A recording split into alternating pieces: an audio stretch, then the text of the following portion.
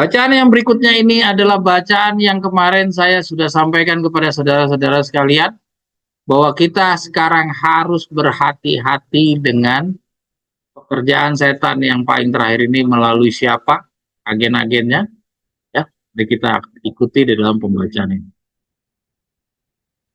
Bacaan berikut adalah berhubungan malaikat mengambil alih pikiran yang mau bernalar, judulnya. Ya. Bacaan berikut adalah berhubungan dengan renungan pendahuluan Zoom tanggal 18 Juli 2026 dari khotbah Victor Utef, cara kerajaan itu datang. Di mana dalam salah satu penjelasannya, pada saat kerajaan itu datang, akan ada orang-orang yang senantiasa belajar, tetapi tiada pernah sampai kepada pengetahuan akan kebenaran. Ya, jadi bacaan kita sekarang ini itu berhubungan dengan orang-orang yang senantiasa belajar, tetapi tidak pernah sampai kepada pengetahuan akan kebenaran. Jadi, hati-hati, ini bukan lalang-lalang, ini bukan orang Advent, tapi orang-orang yang sama dengan kita, pemegang tongkat gembala. Mari kita ikuti. Malaikat-malaikat sorgawi sedang bekerja untuk menjangkau pikiran yang mau bernalar. Ya. Nah, kita lihat di sini. Jadi malaikat sorgawi sedang bekerja untuk menjangkau pikiran yang mau bernalar. Jadi malaikat ini hanya datang untuk kepada orang yang mau bernalar. Yang tidak bernalar, ya malaikat sorga ini tidak datang. Ya, mari kita ikuti. Dan kuasa mereka jauh lebih besar daripada bala tentara kegelapan. Jadi orang-orang yang punya pikiran yang mau bernalar ini, ya, dia punya kuasa yang lebih besar. Ada pikiran-pikiran yang berurusan dengan perkara-perkara suci, namun tidak berada dalam hubungan yang dekat dengan Allah dan tidak dapat membedakan roh Allah. Nah, saudara bisa lihat, ya. Jadi nyambung dengan pembelajaran Zoom kita yang minggu lalu, yaitu ada yang senantiasa belajar tetapi tidak pernah sampai kepada pengetahuan akan kebenaran. Di sini dikatakan ada pikiran-pikiran yang berurusan dengan perkara-perkara suci, namun tidak berada dalam hubungan yang dekat dengan Allah dan tidak dapat membedakan roh Allah. Jadi ini orang selalu berurusan dengan perkara suci. Ya sama dengan artinya senantiasa belajar. Jadi orang ini bukan penolak kebenaran. Jelas ini. Karena kalau penolak kebenaran ya jelas lah. Dia tidak mengetahui pengetahuan, tidak punya pengetahuan ya akal. Terus tidak punya hubungan dengan Allah, masuk akal. Karena dia menolak. Sedangkan ini tidak. Dia senantiasa belajar. Dia senantiasa pikirannya berurusan dengan perkara-perkara suci. Tapi dia tidak ada hubungan dekat dengan Allah dan tidak dapat membedakan roh Allah. Harusnya bisa dong, ya, membedakan roh Allah. Oh ini yang salah, oh ini yang benar. Karena apa? Dia terus berurusan dengan perkara yang suci. Harusnya demikian, ya. Jadi ini harus kita waspadai, jangan sampai kita berada di dalam kondisi orang yang begini. Lanjut. Kecuali kasih karunia-Nya mengubah mereka menurut gambar dan rupa Kristus, rohnya akan meninggalkan mereka seperti air meninggalkan bejana yang bocor. Jadi dia harus serupa gambaran dan rupa Kristus. Kalau dia bisa serupa dengan Kristus, barulah bisa dia membedakan mana yang roh Allah, mana yang tidak roh Allah.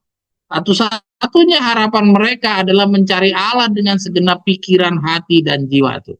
Ya. Jadi untuk orang yang cuma senantiasa belajar tapi tidak sampai pengetahuan, ini satu-satunya caranya adalah dia harus mencari Allah dengan segenap hati.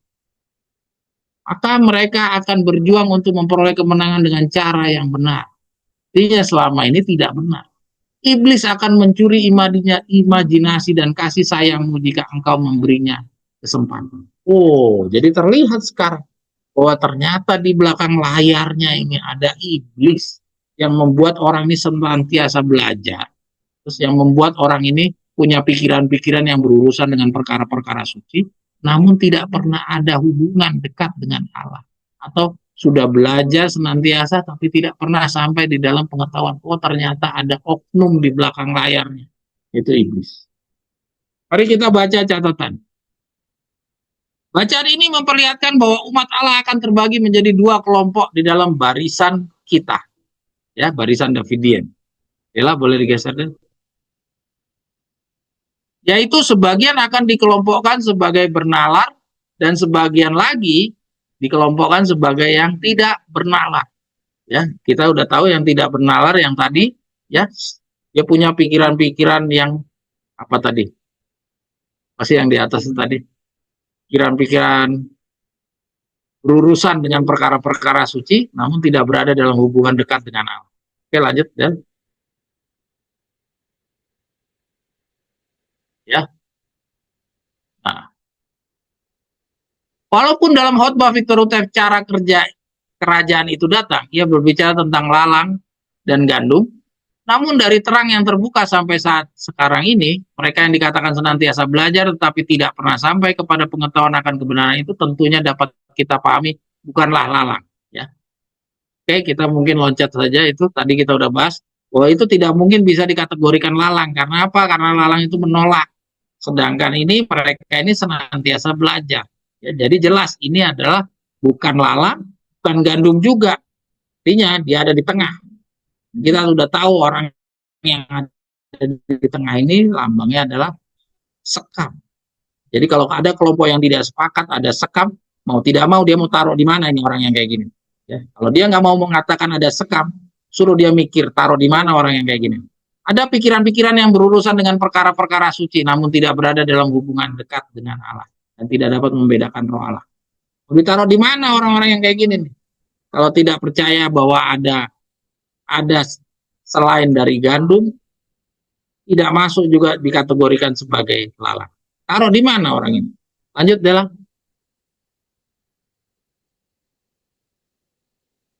Lalu bagaimana bisa seseorang kita simpulkan dituduhkan oleh firman Allah sebagai seseorang yang tidak bernalar? Ya, lanjut. Sementara di sini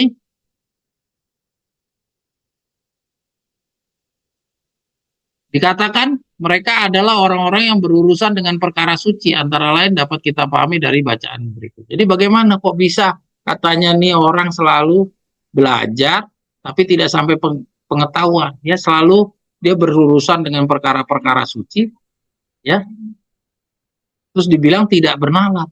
Bagaimana bisa? Ya, padahal dia selalu berhubungan dengan perkara-perkara berurusan dengan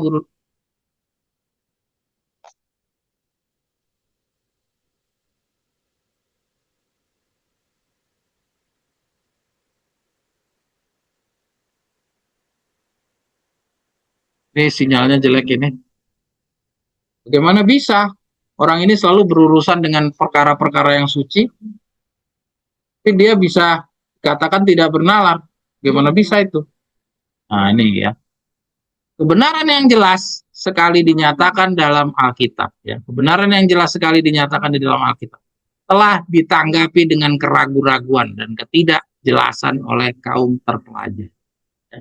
Yang dengan berpura-pura memiliki hikmat yang besar mengajarkan bahwa Alkitab itu mempunyai arti rohani yang penuh mistik dan rahasia yang tidak kelihatan dalam bahasa yang digunakan.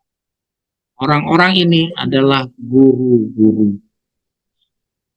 Saudara, jadi bagaimana mungkin orang yang selalu berurusan dengan perkara suci bisa dibilang tidak bernalar? Kenapa? Karena ada ini dia. Ada orang-orang ini disebut guru-guru. Pada golongan seperti inilah Yesus mengatakan kamu sesat justru karena kamu tidak mengerti kitab suci maupun puasa. Oke, lanjut. Bahasa Alkitab harus dijelaskan sesuai dengan artinya yang sebenarnya. Kecuali menggunakan lambang atau gambar. Yesus telah berjanji, barang siapa yang mau melakukan kehendaknya, ia akan tahu entah ajaranku ini berasal dari Allah, entah aku berkata dari diriku sendiri. Nah, itu janji Tuhan. Jikalau manusia mau menerima Alkitab sebagaimana ia baca, jika ia tidak ada guru-guru palsu yang menyesatkan dan membingungkan pikiran mereka, pekerjaan akan tercapai dengan membuat malaikat-malaikat senang dan yang akan membuat Kristus, ribuan orang yang sekarang sedang mengembara dalam kesalahan. Ya, jadi penyebabnya kenapa banyak orang yang apa tadi senantiasa belajar, terus dekat dengan perkara-perkara suci, tapi tidak dekat dengan Allah, terus tidak pernah sampai di pengetahuan. Kenapa? Tidak bisa menjadi orang yang benar. Apa? Jawabannya karena ada guru-guru palsu. Sampai dikatakan apabila guru-guru palsu ini tidak ada, maka pekerjaan akan tercapai. Dan beribu-ribu orang yang sekarang sedang mengembara dalam kesalahan bisa diselamatkan. Jadi ini jangan salah, saudara. Ini adalah alat yang setan gunakan paling akhir ini. Saudara lihat, inilah yang digunakan oleh setan. Dia nggak pakai nabi palsu, tapi dia pakai guru palsu. Ya, saudara lihat. Mari kita lanjut. Walaupun Alkitab penuh dengan amaran terhadap guru-guru palsu, banyak yang bersedia menyerahkan pemeliharaan jiwa mereka kepada pendeta. Nah, coba apa hubungannya nih guru palsu sama pendeta? Artinya, sesuai dengan Efesus 4 ayat 11, kita tahu jabatan guru, pendeta, penginjil, gembala guru itu sama di posisi yang satu tempat, satu level, ya. Jadi walaupun Alkitab penuh dengan amaran tentang guru-guru palsu, banyak orang yang bersedia menyerahkan pemeliharaan jiwa mereka kepada pendeta. Artinya mereka nggak mau belajar sendiri, ya. Dia membiasakan diri bergantung kepada orang lain. Dia mau pikiran orang lain yang berpikir bagi dia. Sekarang ini ada ribuan orang yang mengaku beragama yang tidak dapat memberikan jawaban alasan-alasan bagi pokok-pokok iman mereka. Selain daripada mereka telah diajar demikian oleh para pemimpin agama mereka. Mereka melewatkan ajaran-ajaran juru selamat, hampir-hampir tidak memperhatikannya, dan menaruh kepercayaan penuh kepada kata-kata para pendeta. Tetapi apakah para pendeta tidak dapat salah? Nah, ini ya. Apakah nggak bisa salah? Bagaimana mungkin kita mempercayakan jiwa kita kepada tuntunan mereka kecuali kita mengetahui dari firman Allah bahwa mereka adalah pembawa. Nah, jadi kita bisa tahu nggak? Ya, kita bagaimana bisa tahu kalau dia itu pembawa kebenaran Tuhan? Kalau kita tidak mengetahui, maka kita harus bangun iman. Jadi kalau kita bangun iman, maka kita tahu guru-guru kita yang mana, ya, nabi kita yang mana, ya, kita tahu dinas kependetaan ilahi yang benar yang mana. Kurangnya keberanian moral untuk keluar dari jalur kebiasaan dunia menuntun banyak orang untuk mengikuti jejak kaum terpelajar. Dan karena keengganan mereka untuk menyelidiki bagi mereka sendiri. Jadi keengganan untuk keluar dari kebiasaan dunia. Jadi orang dunia ini semua bergantung. Coba lihat ke gereja Pantai Kosta, gereja apa semua. Semua bergantung kepada orang lain. Ya, kita pun ternyata walaupun sudah berada di dalam pekabaran yang paling terakhir. Ini kan pekabaran yang dibicarakan ini kan orang-orang yang senantiasa belajar, yang mempunyai hubungan dengan perkara-perkara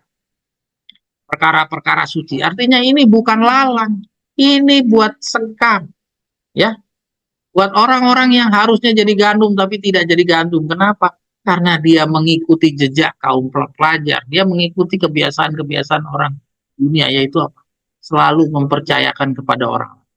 Karena keengganan mereka untuk menyelidiki bagi dirinya sendiri. Nah, mereka menjadi terikat dalam rantai kesalahan. Mereka melihat bahwa kebenaran zaman ini ditunjukkan dengan jelas di dalam Alkitab. Jadi dia lihat, ya, dan mereka merasakan kuasa Roh Kudus membantu penyiarannya. Namun mereka mengizinkan perlawanan pendeta untuk mengalihkan mereka dari terang itu. Saya gedekan. Jadi dia udah lihat juga tulisan-tulisan nyawa, Pak, ya.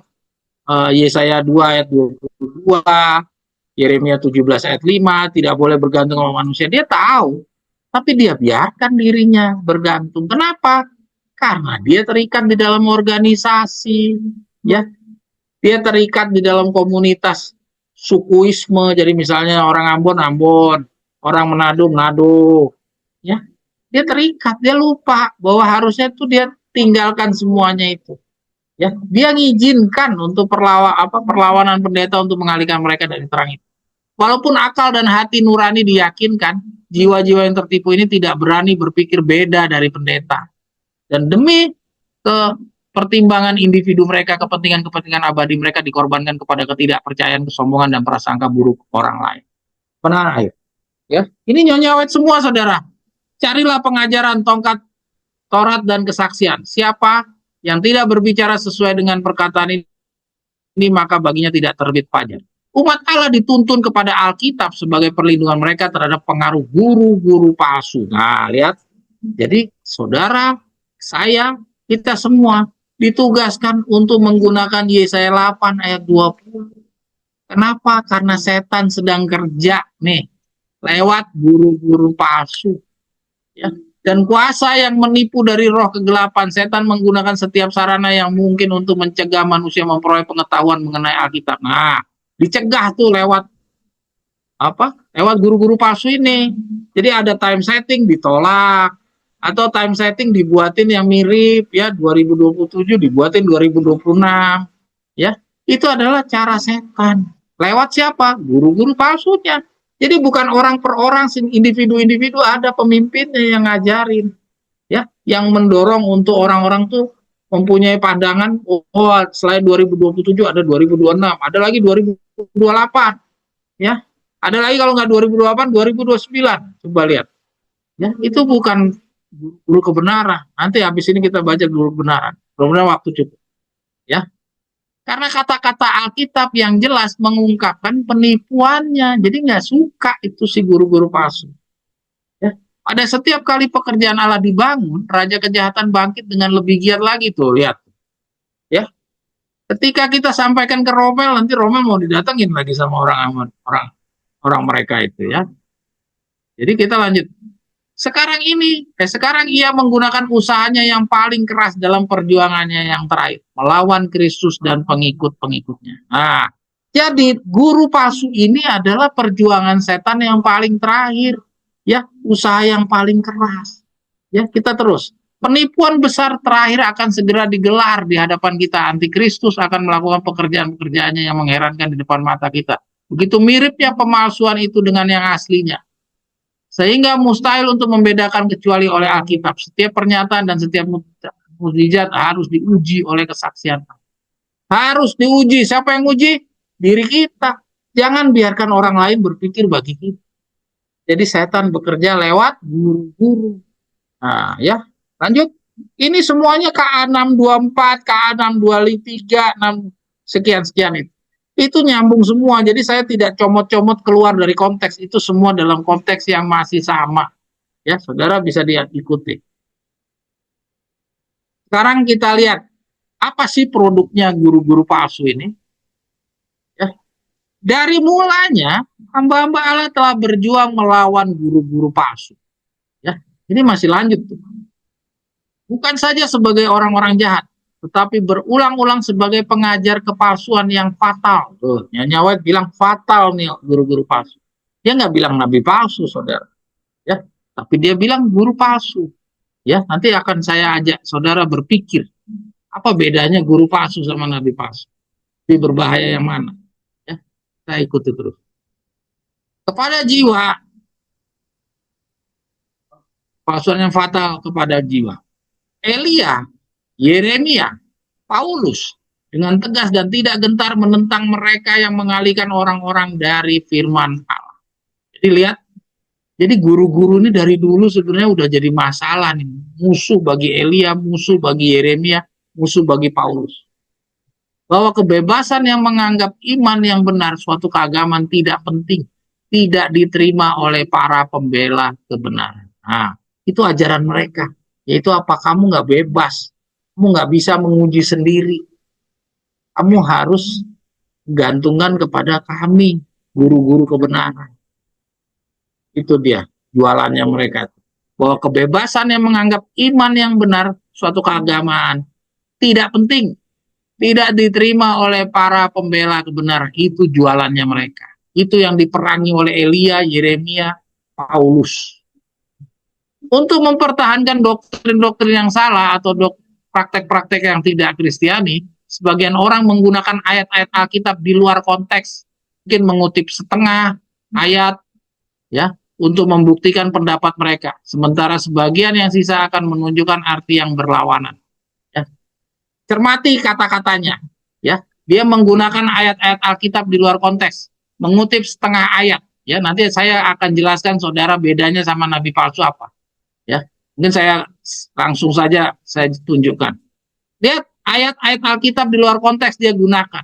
Terus mengutip setengah-setengah ayat untuk membuktikan pendapat. Sementara sebagian yang sisa akan menunjukkan arti yang berlawanan. Lihat, dia bukan interpretasi ayat Alkitab, tapi dia hanya menggunakan ayat-ayat Alkitab. Ya, dia mengutip setengah-setengah ayat, ya, dan membuktikan pendapat-pendapat mereka. Jadi dia tidak interpretasi, dia hanya kutip-kutip-kutip. Ya. Jadi beda. Kalau nabi palsu, dia interpretasi. Tapi kalau ini guru-guru palsu, dia menggunakan ayat-ayat, dia mengutip setengah-setengah dari ayat. Jadi ayat itu utuh, tapi dipotong-potong sama dia. Ini dia buah-buahnya dia. Dengan kelicikan seekor ular, mereka berlindung di belakang ucapan-ucapan yang tidak berhubungan satu sama lain. Ah, lihat. Yang diartikan sesuai dengan keinginan manusiawi mereka. Lihat tuh. Ya, dia comot-comot, dia potong-potong. Ya, kita paling gampang ngelihat Kak, buah-buah yang begini ini ada di gereja-gereja Pantekosta. Paling kelihatan. Demikianlah banyak orang yang dengan sengaja memutarbalikkan dan menyalahgunakan firman Allah. Yang lain yang mempunyai imajinasi aktif mengambil angka-angka dan lambang-lambang Alkitab, menafsirkannya sesuai dengan kesukaannya. Nah, lihat. Ya, lanjut.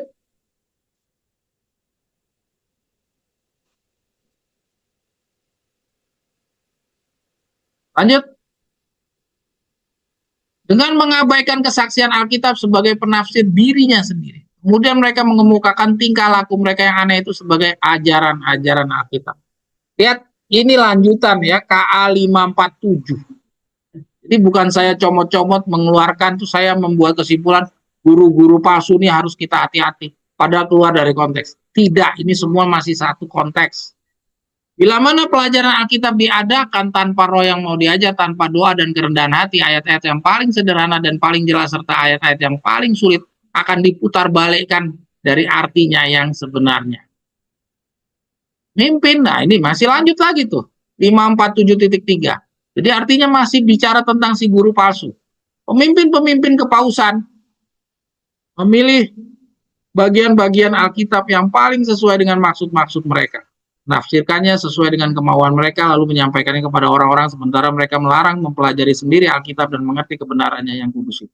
Seluruh isi Alkitab harus diberikan kepada orang-orang yang sebagaimana ia baca. Adalah lebih bagi mereka untuk tidak mengajarkan Alkitab sama sekali daripada mengajarkan Alkitab yang telah disalah artikan dan disalah lukiskan. Saudara-saudara, kenapa Nyonya White bilang paus? Saudara harus tahu bahwa Nyonya White itu tidak kenal dia.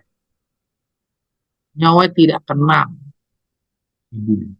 Nyonya White selalu mengatakan mereka yang sesat itu dengan kepausan. Karena Nyonya White itu selalu bicaranya untuk periode buah-buah.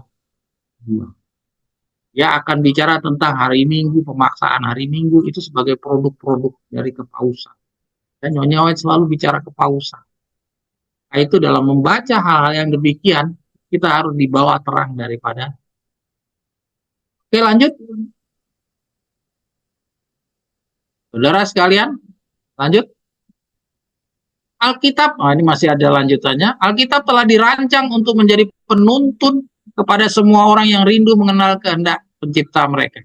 Allah memberikan kepada manusia perkataan nubuatan yang pasti. Malaikat-malaikat dan bahkan Kristus sendiri datang memberitahukan kepada Daniel dan Yohanes perkara-perkara yang harus segera terjadi. Perkara penting itu yang menyangkut keselamatan kita tidak dibiarkan tersembunyi sebagai rahasia. Perkara-perkara itu tidak dinyatakan sedemikian rupa untuk membingungkan dan menyesatkan. Mencari kebenaran yang jujur. Tuhan berkata melalui Nabi Habakuk, tuliskanlah penglihatan itu dan ukirkanlah itu pada loh-loh, supaya orang sambil lalu dapat membacanya. Firman Allah itu terang pada semua orang yang mempelajarinya dengan hati yang penuh doa. Ya. Jadi itu adalah firman Allah itu terang bagi orang yang mempelajari dengan penuh doa. Setiap jiwa yang benar-benar tulus akan menemukan terang kebenaran. Jadi kalau saudara jiwa yang benar-benar tulus, saudara akan dituntun untuk mengenali kebenaran. Terang sudah terbit bagi orang benar, ya. Dan tak ada jemaat yang maju dalam kesucian kecuali anggota-anggotanya dengan sungguh-sungguh,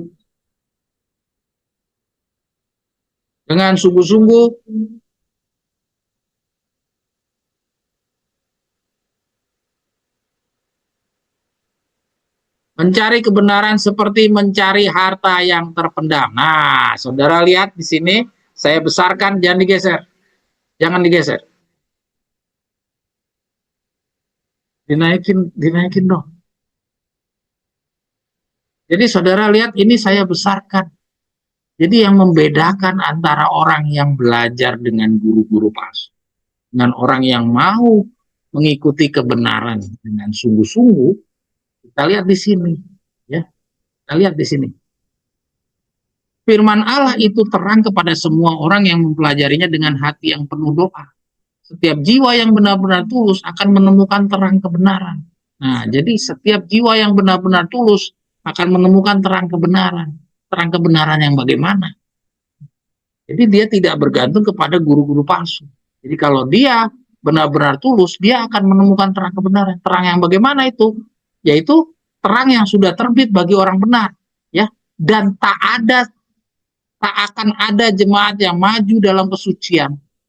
Tidak ada jemaat yang maju dalam kesucian kecuali anggotanya dengan sungguh-sungguh mencari kebenaran seperti mencari harta yang terpendam. Jadi kalau kita mau belajarnya hanya kebenaran yang di permukaan-permukaan saja, ya, tidak mau hasil renungan lah, hasil guru penginjil kepala guru, ya, satu dan lain hal yang masih perlu dijelaskan, ya, apa yang diperintahkan oleh Victor itu tidak mau diterima, ya, yang merupakan hasil dari galian, maunya cuma di permukaan, jelas-jelas itulah mereka yang hasil daripada pendidikan guru-guru. Jadi kita lihat di sini, setiap jiwa yang benar-benar tulus akan menemukan terang kebenaran. Dan artinya terang kebenaran di dalam periode yang disebutkan di dalam paling terakhir ini, ya, di dalam langkah paling terakhir, dan setan tahu ini akan kalah sekarang, kalah untuk selama-lamanya. Pada periode ini kebenaran, terang kebenaran itu bisa akan didapat hanya dengan kebenaran yang seperti mencari harta yang terpendam. Jadi bukan hanya yang di permukaan. Ya, kalau yang di permukaan itu dulu 3,5 tahun, tapi di periode yang paling terakhir ini, ya, yang setan sangat khawatir dia kalah, itu adalah kebenarannya akan didapatkan dari harta yang terpendam. Oke, lanjut. Mereka yang tidak mau menerima kebenaran Alkitab yang terang, jelas, dan tajam, senantiasa mencari cerita-cerita dongeng yang akan mendiamkan hati nurani. Semakin kurang rohani, kurang penyangkalan diri, dan merendahkan doktrin-doktrin yang dikemukakan, semakin besar kesukaan. Ya, jadi kalau semakin mereka kebenaran yang disampaikan itu kurang rohani, kurang menyangkal diri, ya, dan merendahkan doktrin-doktrin yang dikemukakan, jadi melemahkan semuanya, semakin besar kesukaan. Dengan mana mereka diterima. Orang-orang ini merendahkan kuasa intelektual untuk memuaskan keinginan-keinginan daging mereka. Oleh karena kesombongannya, mereka tidak perlu menyelidiki Alkitab dengan jiwa yang menyesal dan doa yang sungguh-sungguh memohon tuntunan ilahi.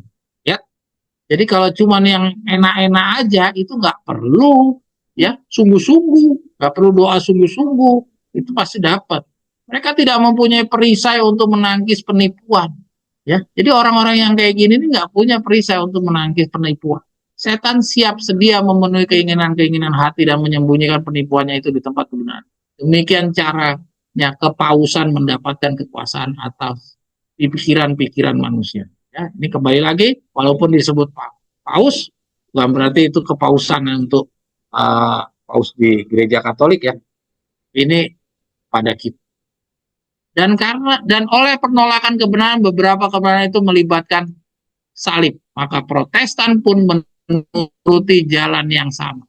Semua yang melalaikan firman Allah, mempelajari kenyamanan dan politik agar mereka tidak mempunyai perbedaan dengan dunia ini, akan dibiarkan menerima bidat atau ajaran yang sesat yang terkutuk, gantinya kebenaran.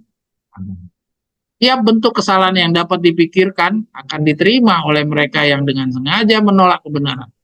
Ia yang memandang ngeri suatu penipuan akan dengan mudah menerima yang lain. Rasul Paulus berbicara mengenai sekelompok orang yang tidak menerima dan mengasihi kebenaran yang dapat menyelamatkan mereka. Mengatakan, dan itulah sebabnya Allah mendatangkan kesesatan atas mereka, yang menyebabkan mereka percaya akan dusta, supaya dihukum semua orang yang tidak percaya akan kebenaran dan yang suka kejahatan. Dengan amaran seperti itu di hadapan kita, kita perlu waspada mengenai doktrin-doktrin yang kita terima. Ya. Jadi mengenai amaran ini kita diingatkan, kita harus waspada terhadap doktrin-doktrin yang kita terima. Masuk yang saya ajarkan ini, saudara harus lakukan Yesaya 8 ayat 20, uji segala perkara, pegang mana yang benar. Ya, 1 Tesalonika 5 ayat berapa itu? Lupa. Ya. Akan Taurat dan kesaksian, ya, Yesaya 8 ayat 20. Tadi udah kita sama-sama baca, obatnya untuk melindungi adalah Yesaya 8 ayat 20. Jadi bisa saja saya ini nabi palsu, guru palsu, ya. Jadi saudara harus uji sendiri, buktikan. Bacaan di atas adalah kutipan dari buku Kemenangan Akhir bab 32. Jerat-jerat setan, dan bab 37 Alkitab suatu perlindungan. Lihat, judulnya saja jerat-jerat setan, ya. Terus yang bab 37 Alkitab suatu perlindungan. Saudara bisa baca seluruh bab. Ini tadi saya cuma ambil beberapa paragraf. Dalam bacaan ini terlihat bahwa sekarang, yaitu di masa paling akhir, di paling akhir ini, mendekati pintu kasih yang tertutup bagi sidang, setan sedang bekerja melalui guru-guru palsu sebagai tiruan dari pekerja-pekerja Tuhan setelah nabi-nabi yang telah berakhir penugasannya. Bagaimana dinas kependetaan ilahi, yaitu penginjil, gembala, dan guru bertugas sebagai pipa-pipa kecil dalam lambang nubuatan Sakaria pasal 4, mengambil dan mengajarkan dari mangkok kemasan, yaitu ajaran-ajaran nabi-nabi akhir zaman. Demikian pula dalam bacaan di atas, kita dapat memahami bahwa guru-guru palsu juga demikian. Mereka tidak menginterpretasi ayat-ayat nubuatan Alkitab, sebagaimana Amos 3 ayat 7, yang merupakan tugas nabi akhir zaman, ya. Jadi guru-guru palsu ini tidak interpretasi Alkitab, ya, tidak interpretasi pohon said, ya, tapi sesuai gambarnya dia ngambil dari mangkok kemasan, ya. Jadi artinya yang tadi Nyonya Web bilang potongan ayat-ayat, dia mengutip sebagian, itu yang diambil dari guru-guru palsu yang di dalam pekabaran kita sekarang melihat, ya, bukan seperti yang dilihat oleh Nyonya Web. Nyonya Web hanya melihat ayat Alkitab. Tapi di dalam mangkok kemasan, kita bisa pahami bahwa yang diambil oleh guru-guru palsu ini tulisan-tulisan Nyonya White, tulisan-tulisan Victor Utep, ada 200 juta, ada 1.000, jadi 12.000 lah, itu diambil-ambil dari kutipan-kutipan Nyonya White atau Victor Utep. Ada juga yang bilang 144.000 bersama-sama, itu semua dia ambil dari bagian-bagian dari tulisan-tulisan Nyonya White atau Victor Utep. Jadi dia tidak ngambil dari pohon said, ya. Ini semua produk dari guru-guru palsu, ya, bukan nabi palsu. Jadi sekarang ini cara kerjanya setan tidak lewat nabi-nabi palsu. Kalau nabi palsu langsung ditolak karena langsung interpretasi dari pohon. Ini ngambil dari tulisan Nyonya White, hanya dipotong-potong, ya. Tulisan Victor Utep dipotong-potong. Jadi orang-orang yang pemegang tongkat gembala dan Nyonya White percaya, ya. Tapi kalau dia interpretasi langsung dari pohon said, tentu ditolak nih sama orang-orang yang pemegang tongkat gembala. Ini kan guru-guru tadi kita udah baca, guru-guru ini nyerangnya bukan kepada orang Advent, tapi nyerangnya kepada pemegang tongkat gembala, saudara-saudara sekalian. Jadi hati-hati. Mereka tidak menginterpretasikan ayat nubuatan Alkitab sebagaimana Amos 3 ayat 7 yang merupakan tugas nabi akhir zaman. Tapi di sini dijelaskan mereka hanya menggunakan ayat-ayat Alkitab yang keluar dari konteks. Mengutip setengah ayat, memutar balik, menyalahgunakan, dan mengambil angka-angka dan lambang-lambang Alkitab. Dan menafsirkannya yang tidak sesuai dengan maksud dari penulis keseluruhan dari Alkitab. Walaupun Ellen G. White di sini mengatakan objek yang disalahgunakan adalah Alkitab, namun dengan ia menggunakan Yesaya 8 ayat 20 dan Taurat dan kesaksian, kita dapat memahami bahwa maksud Ellen G. White tersebut pada dasarnya adalah kepada Alkitab dan roh nubuat atau minyak dari mangkok kemasan. Sehingga guru-guru palsu yang dimaksud cenderung mengarah kepada kelompok sekam. Jadi nggak bisa guru-guru dari kelompok lalang, karena lalang tidak mau terima pekabaran tongkat gembala. Usaha guru-guru palsu inilah yang dikatakan dalam KA 624.1, sekarang ia menggunakan usaha yang paling keras dalam perjuangan yang terakhir melawan Kristus dan pengikutnya, serta memanfaatkan kurangnya keberanian moral untuk keluar dari jalur kebiasaan dunia dan keengganan mereka untuk menyelidiki bagi mereka sendiri. Ya, jadi benar-benar dimanfaatkan baik-baik sama setan. Ya, orang-orang yang kebiasaannya bergantung sama manusia itu dimanfaatkan baik-baik oleh setan. Maka kombinasi tersebut menjadi jauh lebih berbahaya dan sangat berhasil daripada mempekerjakan hanya pekerjaan nabi palsu. Jadi dia kerjasama, dia kombinasikan nabi palsu dan guru palsu. Tapi di dalam cerita ini dia fokus kepada guru palsu. Pada K549 kita dapat lihat bahwa jelas mengapa Yesus dahulu sulit sekali mendapatkan murid-murid. Walaupun ia sudah memakai keajaiban-keajaiban menyembuhkan orang sakit, bahkan membangkitkan orang mati yang hingga hari ini tidak ada seorang pun mampu lakukan. 5.000 orang yang ia ajarkan di atas bukit dengan juga ia berikan mukjizat hilang tanpa kejelasan dan turut memilihnya untuk disalib daripada Barabas. Hanya menyisakan 12 orang yang kemudian menjadi 120 orang. Jawabannya adalah karena ajaran Yesus bawakan banyak menuntut penyangkalan diri, ya. Jadi di dalam KA berapa 459 ya tadi ya. Saudara nanti baca lagi. Dalam 459 itu katanya makin kurang rohani, makin kurang penyangkalan, ya. Apa tadi? Ya, itulah ya. Tadi yang banyak itu kita bisa baca. Makin kurang rohani, makin kurang penyangkalan diri, itu apa? Dominasi kebenaran itu dikurangi, itu makin disukai oleh orang-orang, dan itu tidak dilakukan oleh Yesus. Jadi nggak heran kenapa Yesus tidak laku waktu dahulu itu, karena Yesus sama sekali tidak ada kompromi.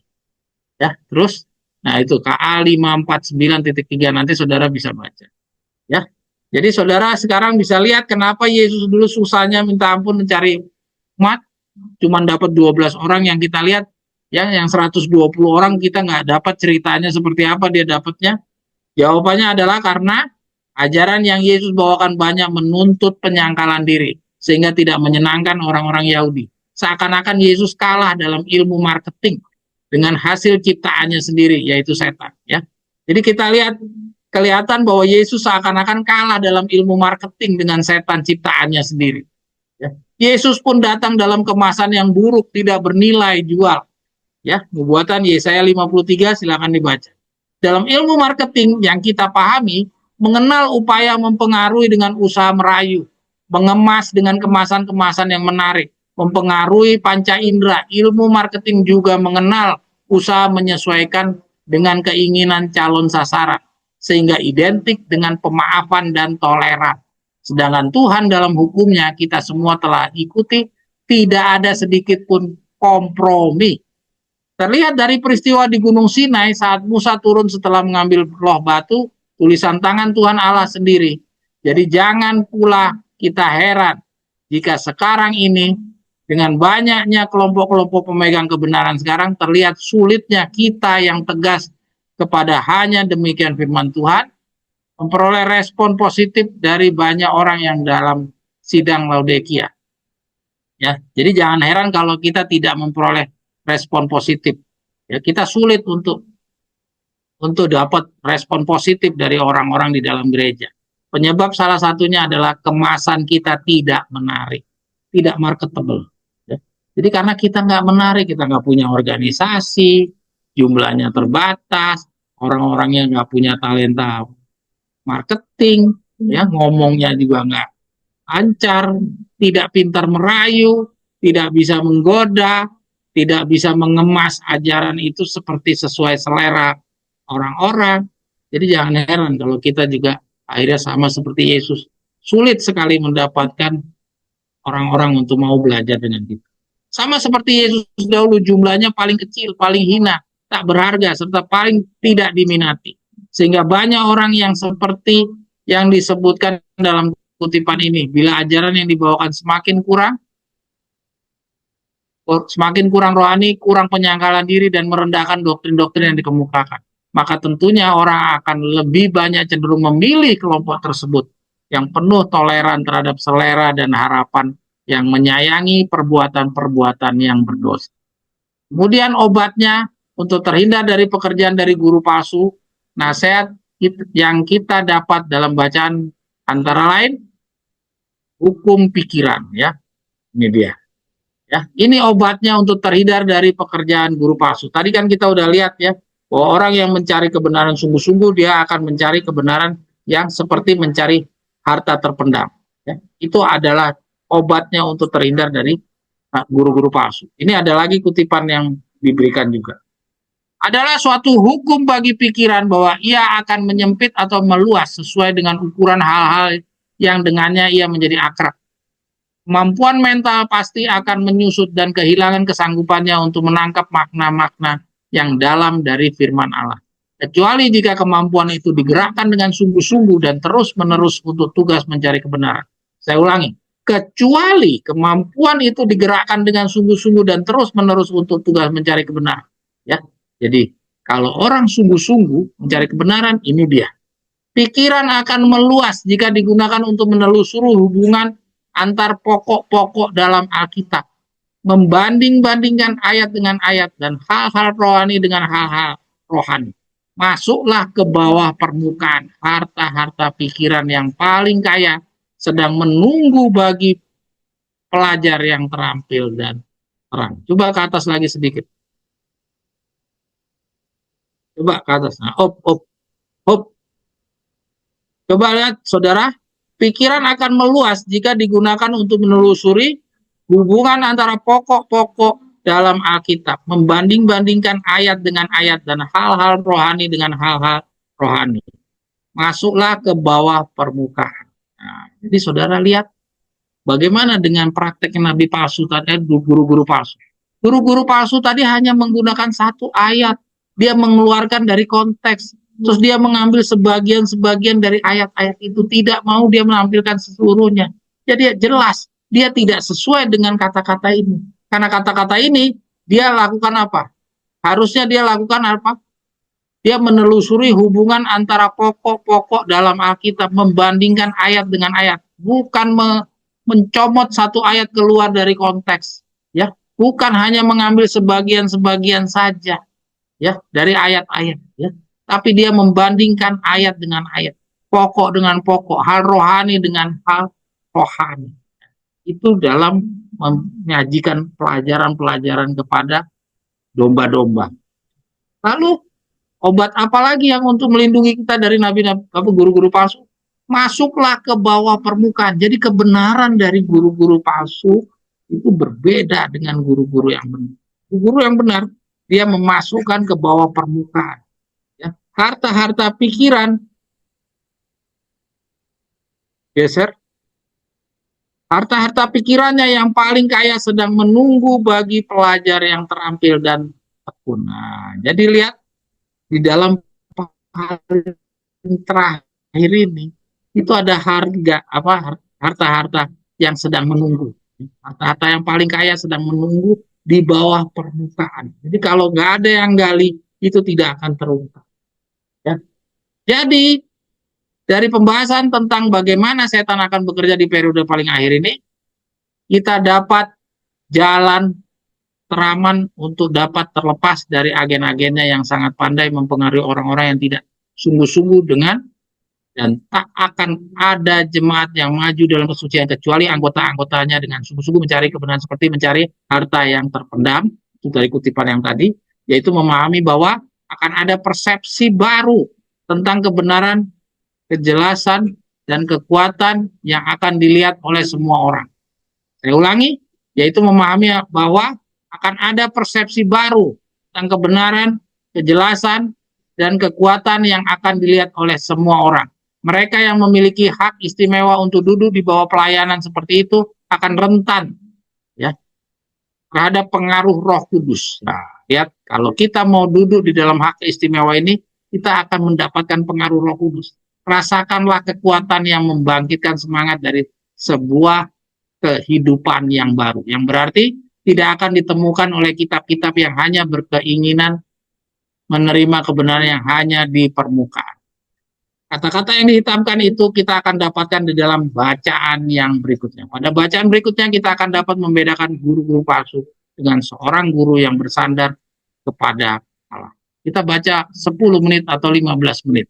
Yalah, boleh digeser pada bacaan yang berikutnya. Kita coba lihat guru-guru yang bersandar kepada Allah itu yang bagaimana. Kalau tadi kita lihat guru-guru palsu, sekarang kita coba lihat guru-guru yang bersandar kepada Allah. Mari kita baca. Kaitan dengan kebenaran kita yang paling terakhir ini, guru-guru yang disebut guru-guru yang bersandar kepada Allah itu yang bagaimana? Kita baca di dalam bacaan berikut ini.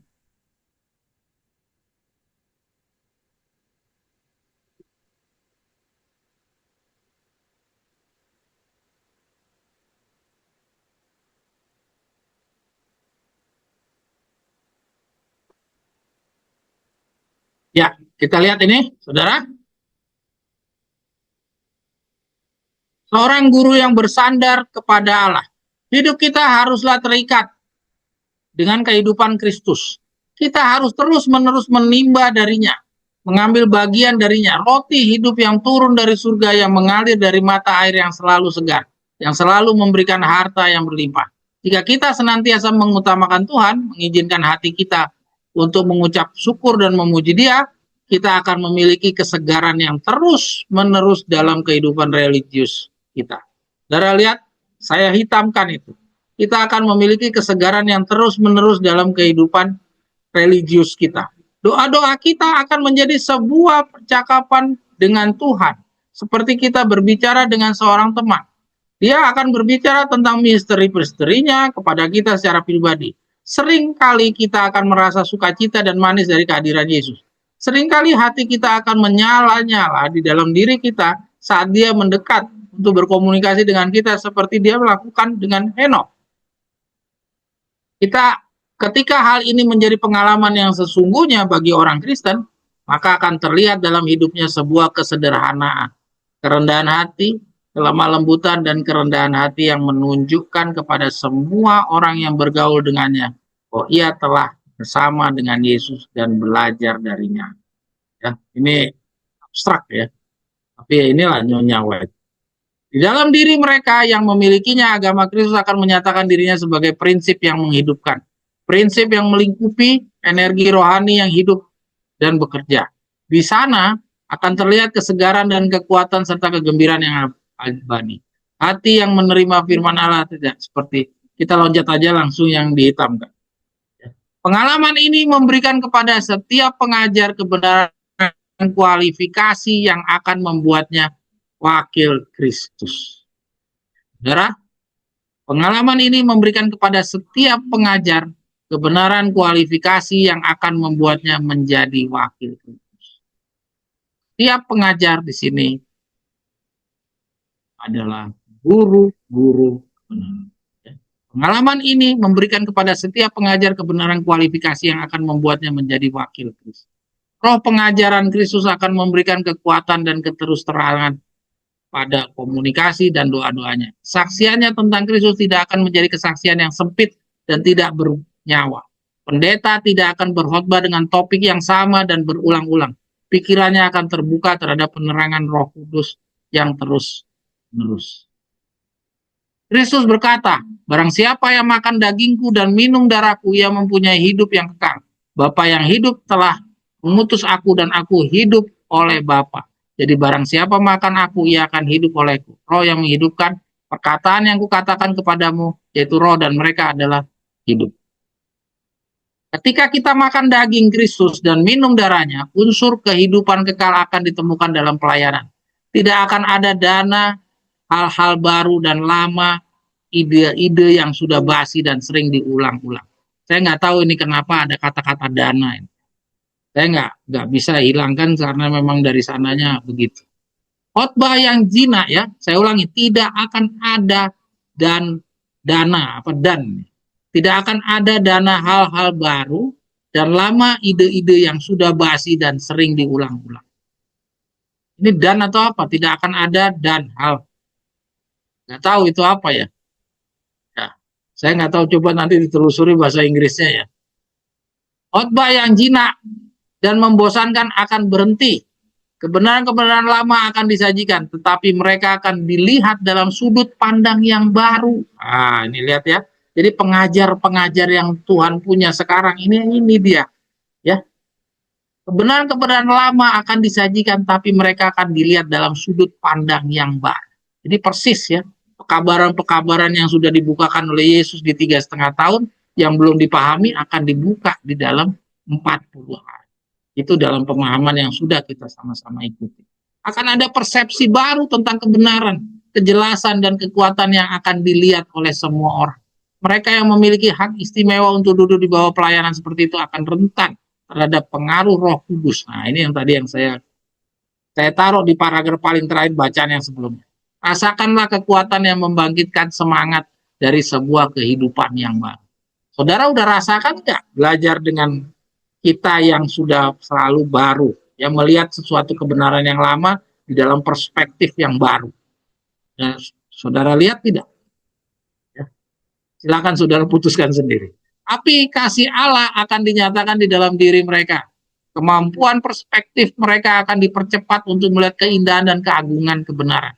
Seorang perumah tangga yang setia melambangkan apa yang seharusnya menjadi guru bagi anak-anak dan kaum muda. Ya, jadi kita harus jadi guru bagi orang yang terdekat sesuai dengan Maleakhi tadi. Jika ia menjadikan firman Allah sebagai hartanya, ia akan terus-menerus menghasilkan keindahan dan kebenaran yang baru. Ketika seorang guru bersandar kepada Allah dalam doa, Roh Kudus akan turun ke atas dirinya dan Allah akan bekerja melalui Roh Kudus di dalam pikiran orang lain. Roh memenuhi pikiran dan hati dengan harapan yang manis dan kebenaran serta gambaran Alkitab. Dan semua ini akan dikomunikasikan kepada para pemuda di bawah arahannya. Mata air kedamaian dan sukacita surga yang terbuka di dalam jiwa sang guru oleh kata-kata inspirasi akan menjadi sungai pengaruh yang besar untuk memberkati semua orang yang berhubungan dengannya. Itu saya besarkan. Alkitab tidak akan menjadi buku yang melelahkan bagi siswa. Saya nggak tahu, saudara lelah nggak ngikutin pembelajaran ini? Di bawah pengajaran yang bijaksana, firman akan menjadi semakin diminati. Harusnya demikian. Firman itu akan menjadi seperti roti hidup dan tidak akan pernah menjadi tua. Kesegaran dan keindahannya akan menarik dan memikat hati anak-anak dan remaja. Firman itu bagaikan matahari yang menyinari bumi yang senantiasa memberikan kecerahan dan kehangatan. Namun tidak pernah habis, ya. Itu harus dibesarkan itu ya. Namun tidak pernah habis. Artinya walaupun dari kacamata firman yang lama, tapi selalu disajikan dengan kebenaran-kebenaran yang baru yang tidak pernah habis. Roh Allah yang kudus dan mendidik ada di dalam firman-Nya. Sebuah cahaya yang baru dan berharga bersinar dari setiap halaman. Kebenaran dinyatakan di sana dan kata-kata serta kalimat-kalimat dibuat terang dan sesuai dengan kesempatannya seperti suara Tuhan yang berbicara kepada jiwa.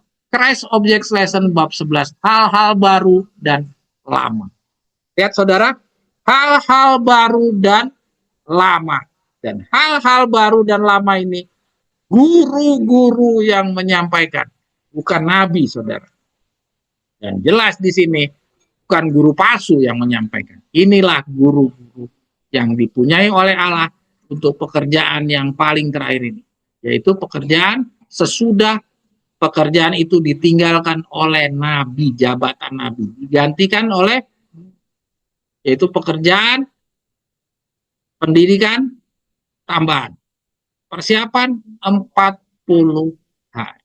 Demikian pembelajaran kita hari ini. Terima kasih saudara.